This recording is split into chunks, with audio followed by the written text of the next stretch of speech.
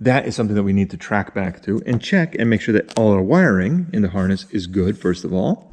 Because, as you remember, I had some difficulty plugging it in correctly into the coil itself.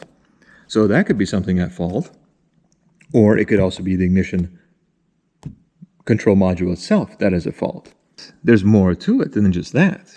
In this particular setup here is showing you the TBI style, where the ignition control module is actually on the back of the distributor itself.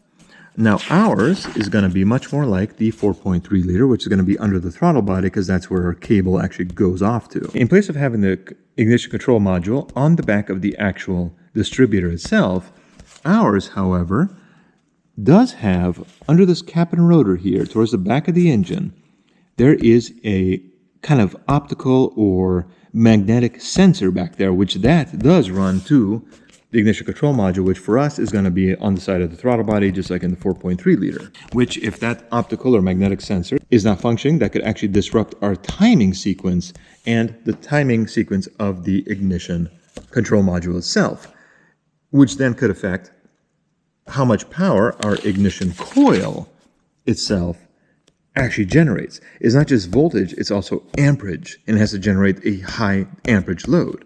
And if it's not getting the signal from the communication of the timing and not setting it off at the right time, well, you're not going to have ignition. Even if you have power coming out of there, it's not going to be the right kind of power, the right kind of amperage in order to generate a spark and fire it off.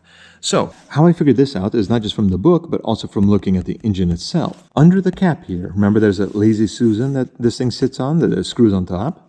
Well, part of that Lazy Susan has a metallic skirt around the end of it, kind of facing down, so it's like a upside down kind of cup looking thing. Now, within that cup looking thing, there are holes of different sizes actually cut, like windows cut onto that skirt. Where that skirt rotates in between of are two essentially magnets with a sensor on the back end of it.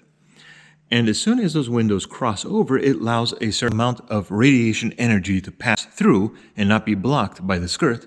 That tells it exactly where it is in its rotation, therefore its timing. And because those windows are cut to different sizes, it tells it by how much energy is allowed to pass through, where it is, and which one it is in terms of its timing marks, to tell it which cylinder needs to be fired off. So even though it's all a centralized system, it still is controlled by timing sensors. So that could very well be something that went bad. Because when I took off the original cap and rotor, the old one,